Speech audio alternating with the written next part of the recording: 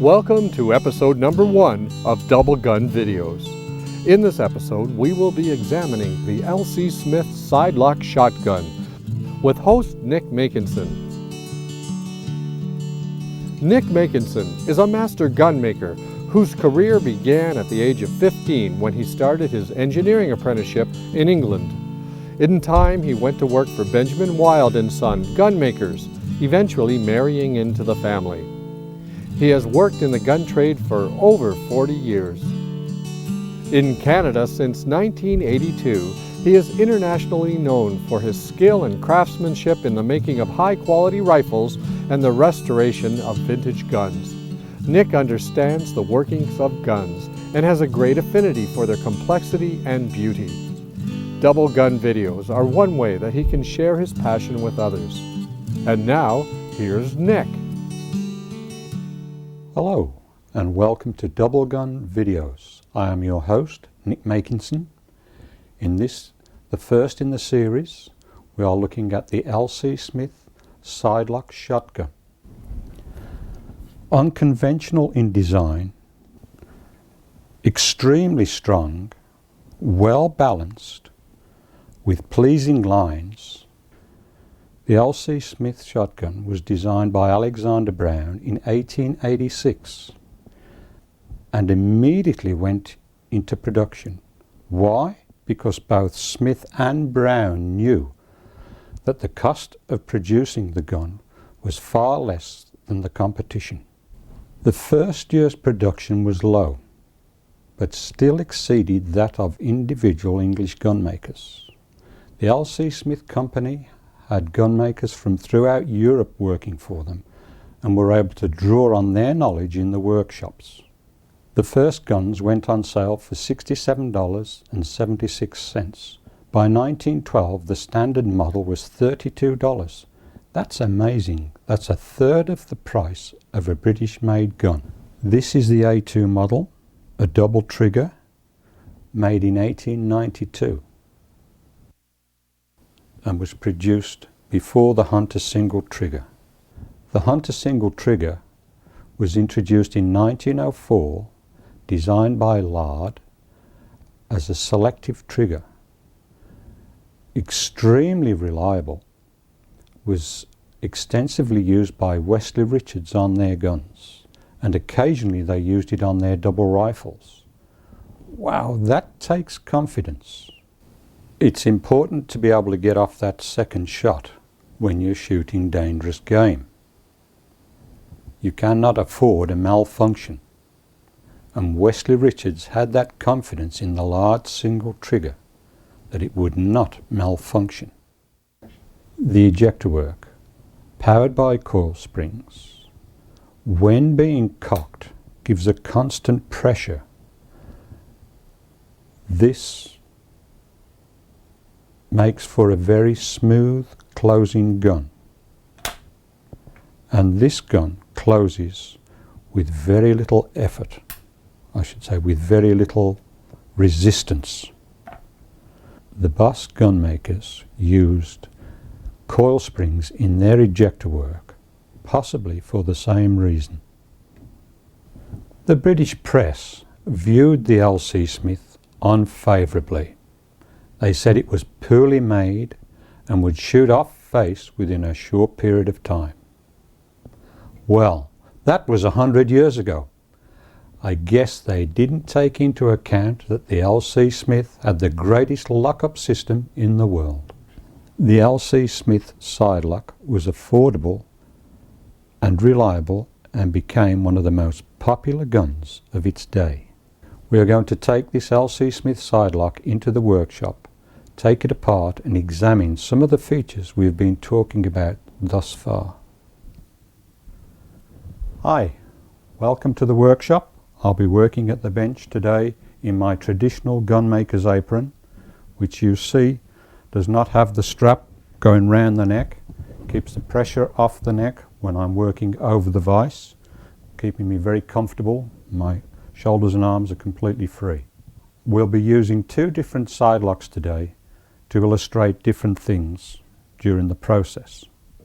I'll get the first gun that we're going to work on. This one I'm going to take apart completely.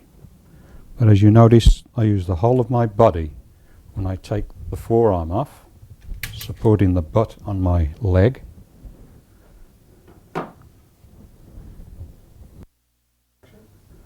Taking the barrel off, the LC Smith top lever automatically stays fully open.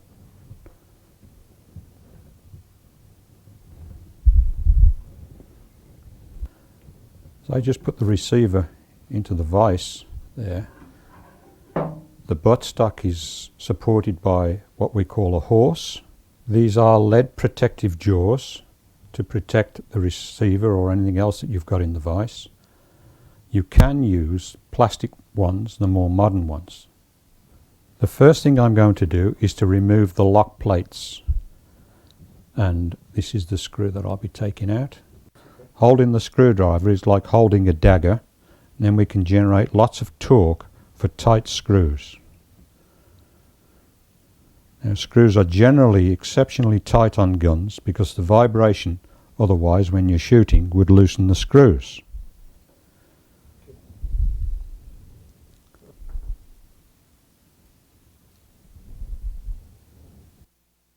I am now going to turn the gun over to remove the right lock plate first.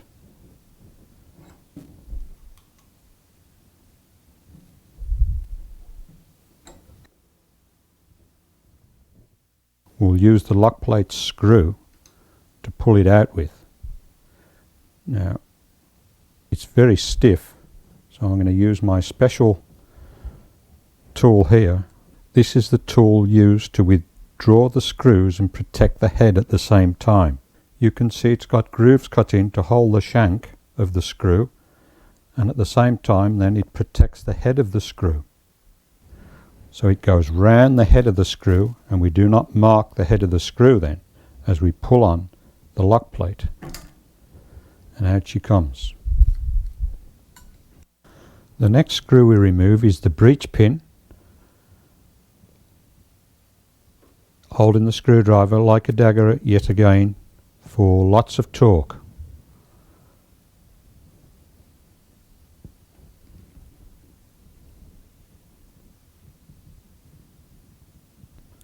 Now this is the screw, the main screw on the gun, which pulls the woodwork into the metalwork.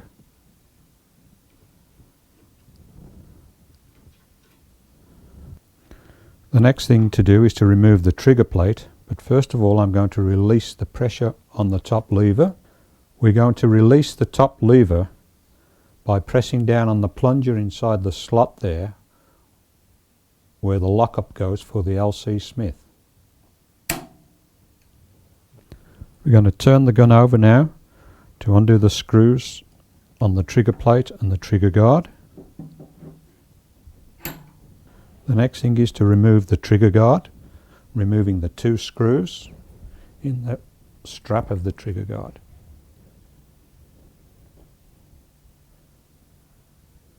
Now, these two screws look almost identical when you take them out, but there is a subtle difference, which I will show you. The end of this screw is pointed, and the other one will have a flat on. Now I will remove the trigger guard by unscrewing it. You have to be careful you do not knock the stock. We're going to remove three screws now: the hand pin, the top lever screw, and the trigger plate screw. The hand pin, which goes through to the top strap, is quite an important screw. Just like the screw under the top lever, it holds the woodwork together with the top strap.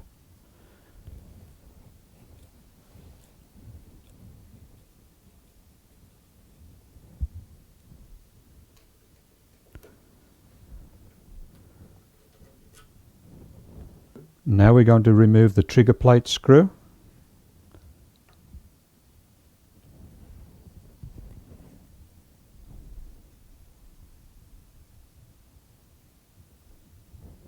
And now we're going to remove the top lever screw, which goes right through to the trigger plate. Now this screw is notorious for giving people problems. Well, it's coming out for me, which is good. As you can see, the threads are flat on this screw and we need to replace it with a new screw. I'm going to remove the trigger plate now by pulling up on the triggers. There we go. Now that came out nice and easily. Now we can remove the stock.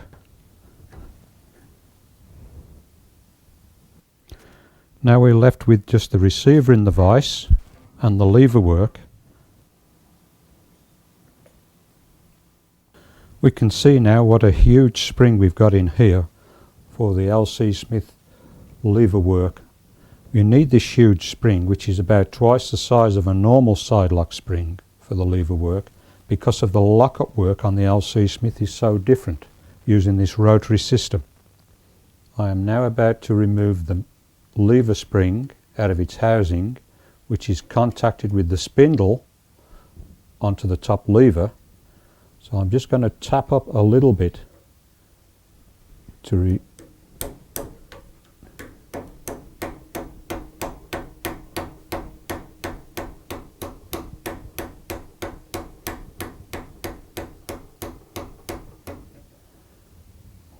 Now I'm going to remove the spring from its housing with these thin nose pliers. And out she comes. Here is the spring out of the LC Smith top lever, and here is the spring out of a double rifle 600 caliber side lock, and you can see the difference how huge this lever spring is, and we really need that to generate the power on the lever work. I'm going to be removing this screw from the spindle which is attached to the lever work. Just as I move this round now, I'm turning the top lever. You can see the rotary lockup system moving as it's revolving round. There we go. And that moves quite easily now without that lever spring on.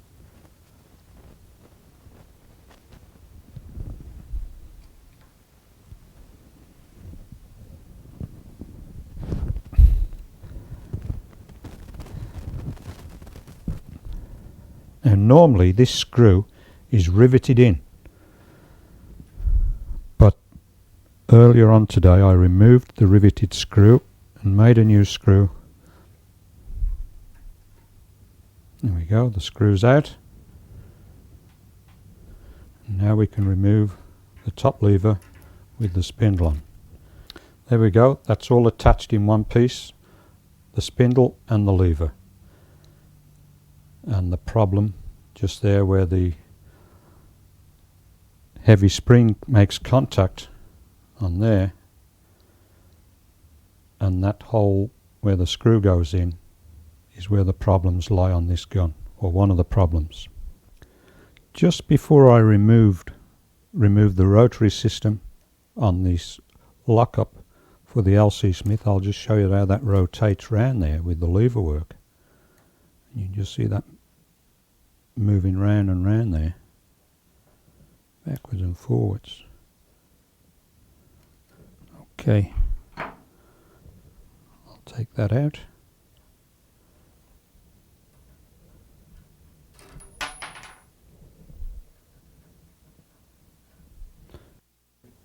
There's the rotary drum for the lockup system, a very important feature on the LC Smith side lock shotgun. You can see now the hole that the rotary lockup came out of just here, and its simplicity in itself, and that's the whole crux of this receiver, is the simple way it was made, but extremely strong. The next thing we're going to do is to remove one of the cocking rods. Well, there's the cocking rods at the front on the knuckle. They look like the pedals on a cycle. And if we look at them at the back, we can see how they cock the locks. That's the cocking motion when they're up like that. I'm now going to remove one of the cocking rods so we can see the internal parts of the receiver a little easier. I'm going to use this punch now to drive out the cocking rod on the right hand side.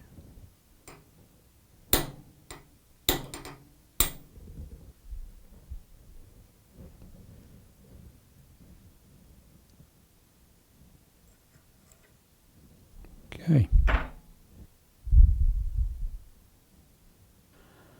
This is where the trigger plate goes in over the lever spring into that slot there. The rotary lockup goes into that hole there, the cocking dog in the drilled hole through there, and the top lever and spindle go through the strap, so they do not penetrate the receiver at all. The lumps of the barrels drop into this slot here, which is simply milled out. The joint pin, a drilled hole through there. Now we need to take a look at the barrel. And that is the secret of this gun, the simplicity of it and ease in making it in comparison to a regular barrel. You can see the lockup lugs on this one and the lockup lug on this one. So we've only got a hook, two lockups and one lockup on the Smith. We don't have any cutaway in the lumps like this one, which just adds to the cost. We'll just take a look at this lockup system on the LC Smith. The optimum position for the lockup is at the top in the center. There is nothing better than a lockup system there. It is the optimum position. We just open the barrel a little. There is no lockup here on the lugs at all. It is all there on the extension. Looking at the inside of these lock plates, we can see the mainspring and the mainspring, and they're both interchangeable between the two locks, which is unique for any side lock. We do not have a sear spring for the sears. It is worked from the mainspring. The mainspring is doing two jobs.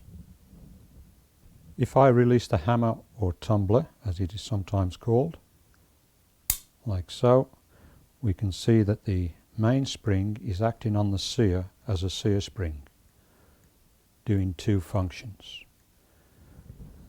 So we'll just go through that again. I cock that. You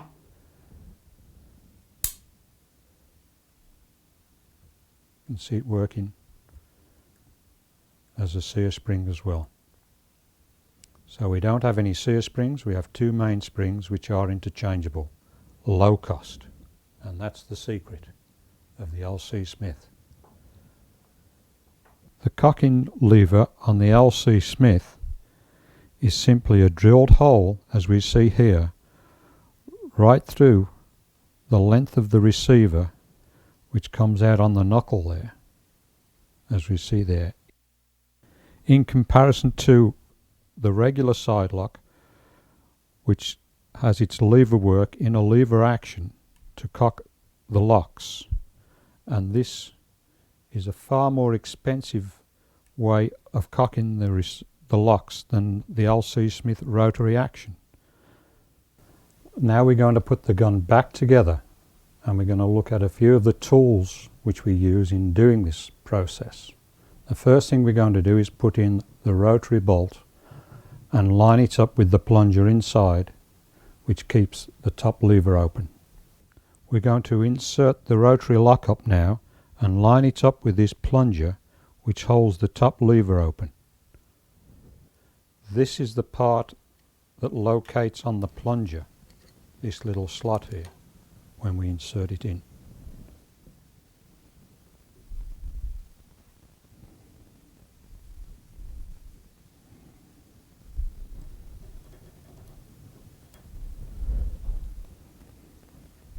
Okay, that's in there nicely.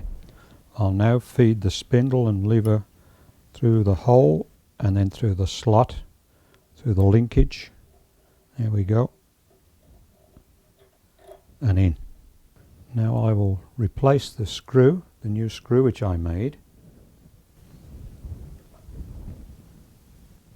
because this is all attached to the rotary lockup system, so it's very, very important to have that pin riveted in.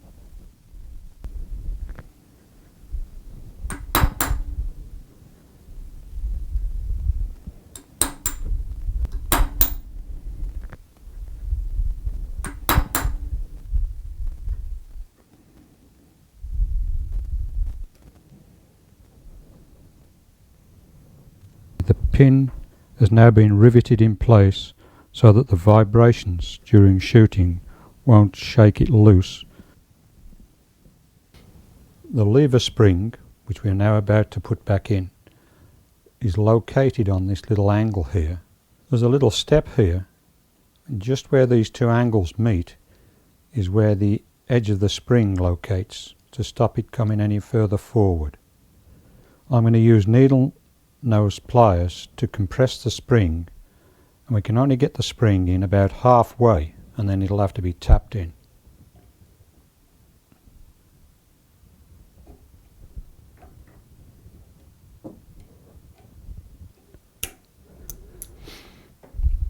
The spring is just located on the spindle, and I'm going to tap it down.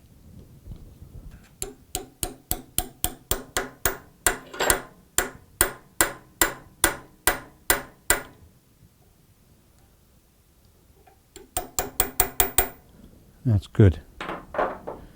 Now we're going to put the wood onto the receiver. I've positioned the receiver in the vise so that when I put the wood against it, it all lines up nicely.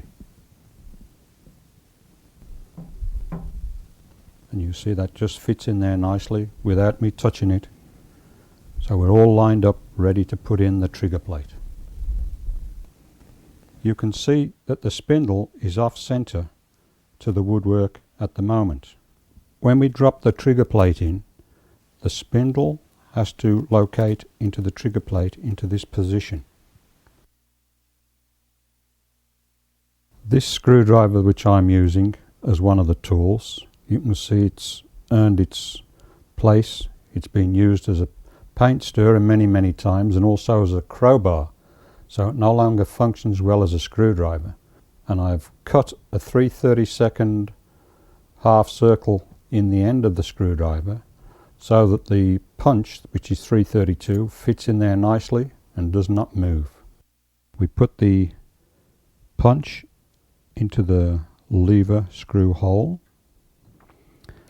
Here is the screwdriver with the groove in it, which we are going to compress the spring against the punch.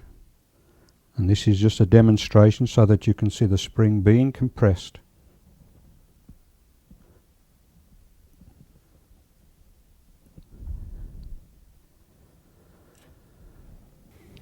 Now we're going to assemble the trigger plate and try to get the alignment with the spindle, which won't happen until we compress the spring. When moving the safety slide, you need to hold the triggers up so that the movement of the safety slide doesn't disengage. There we go. Safety latch is working. And now I'm going to insert the hand pin, which goes through the wrist of the stock between the two tangs, the trigger plate and the top strap. And I'm not going to screw it in tight, that's just to keep the location of this trigger plate in the metalwork. As you can see, that spindle hole does not line up with the trigger plate hole, and we have to compress that main spring and move it over. Now we insert the 3/32 punch into the spindle so that we can compress that main lever spring to locate into the trigger plate. Got it. Now we have the location of the spindle into the trigger plate. We can insert the screws and tighten them up.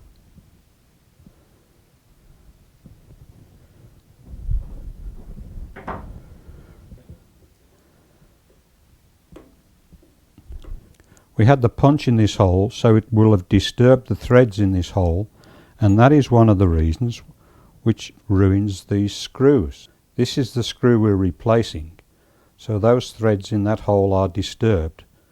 So before we do anything, we'll put a tap down that hole. This is a 440 thread, and there'll be very little resistance to it. We're just straightening the threads up again after that punch has disturbed them.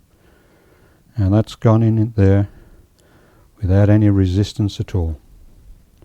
Now that we've tapped out the hole, you can see I've made this new pin with this boss on there, and this is to serve us to line up from north to south for the positioning of the correct slot, and we will remove this boss once we've found out the correct position for the slot.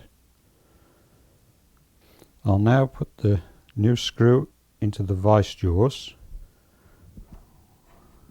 which is our second pair of hands, very important. I'm going to put a slot in there, which is our slave slot,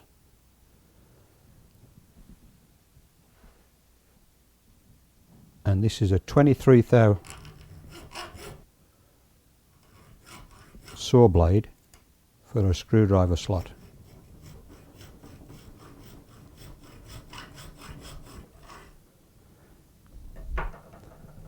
That's our slave slot.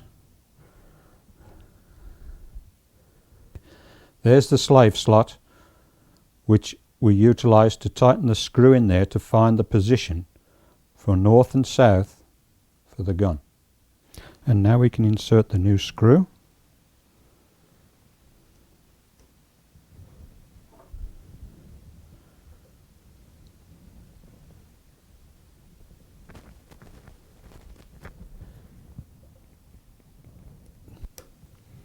And now we can try the lever.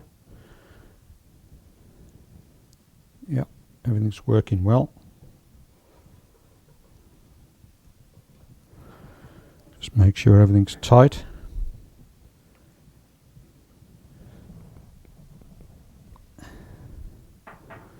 And now we can mark the position. I'm going to punch a very small spot on this screw to mark the position of the new slots.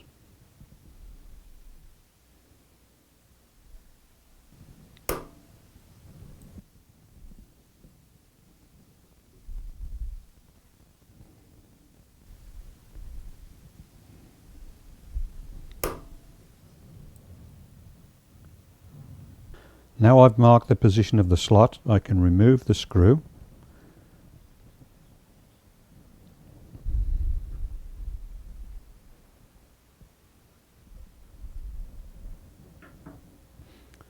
As you can see, we've marked the position for the slot to run from north to south in line with the gun. And now we need to remove the boss and cut in the new slot. Put the screw back into the vise, which is our second pair of hands. And now we can remove the boss.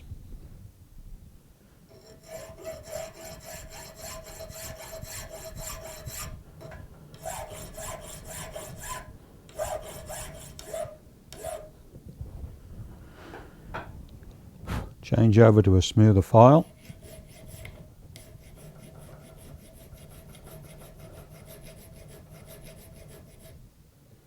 There we go. You can see the two punch marks that I made in the screw, and now I'm just going to turn the screw around so it's in line with me, ready to put the saw cut through it.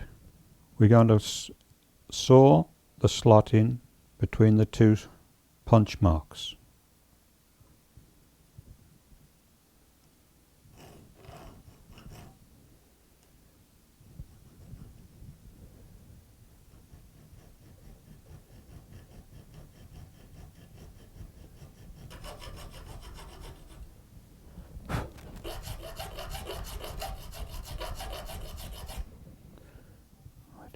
The slot's now in, and we're going to remove it from the vise and put it in the electric drill to put a dome on it, because this screw has a dome.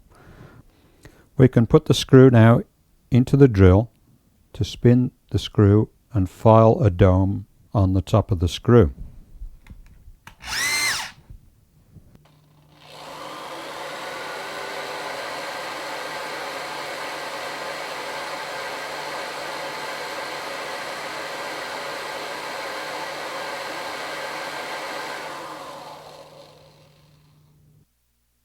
We'll now go onto our smoothing file to get a smoother finish on the dome.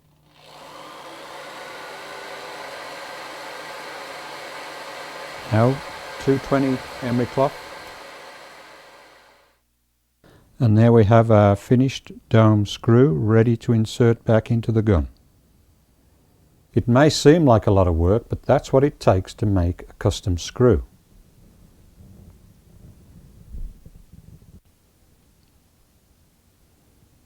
Just tighten down on a new screw.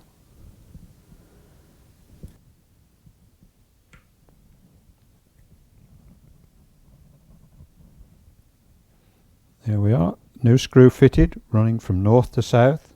Perfect. We're going to put on the trigger guard next, but the first thing I do is to take off the safety, like so our triggers now can run free as we go by them with the trigger guard.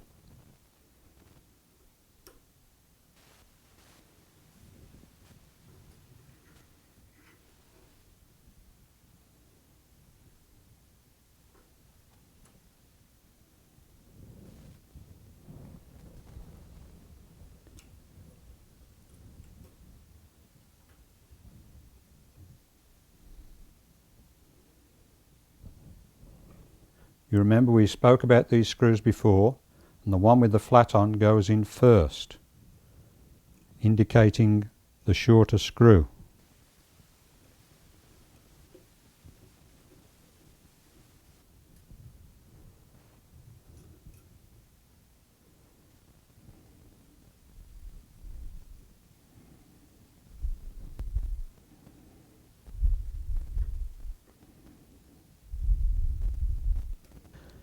There we are, screws are all in, all running from north to south, and now we're going to replace the lock plates. But before we do that, they both have to be in the cock position. This lock is cocked, this one is in the fired position, so we have to cock this lock, which is the right side. And I just use the back of the screwdriver handle to put the pressure onto the hammer, and you can just hear that click into bent. I'll just do that again. Put it into the fired position. Just using the back of the screwdriver handle. Then we're all ready to insert the locks. First thing to do is to put the gun onto safety. That locks the triggers down in position. Then we need to hold the cocking dugs up out of the way to insert the right lock first. Pop that in, tap it gently. We can see it's all located nicely. Turn it over. We can put it in the vise. Now we've got it in the vise ready to put the left lock in. Push the cocking lever out of the way. Insert the lock plate and the screw.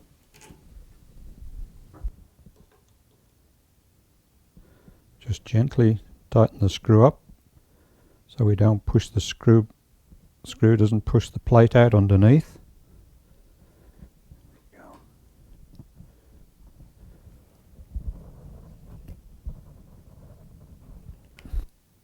That's it, it's all back together.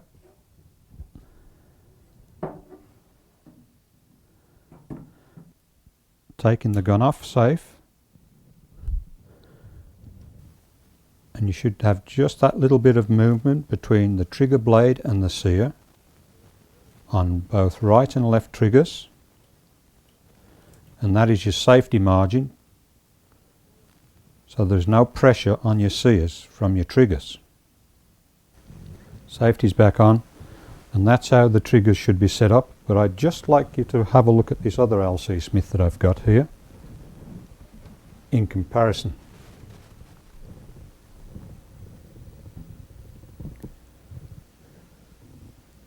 No movement in the left trigger, no movement in the right. Absolutely solid. So this gun has a problem and will need some attention from Nick. When we have pressure on the trigger blade and the sear, like this gun has got, it is unsafe because we don't know how much pressure is on there, which means it just may be pulling the sear out of bent with the hammer, and a knock may just set the gun off, and it is an unsafe gun in that manner. This LC Smith's all ready now to go back to the customer. The new screws fitted, you'll be pleased about that. forearm back on.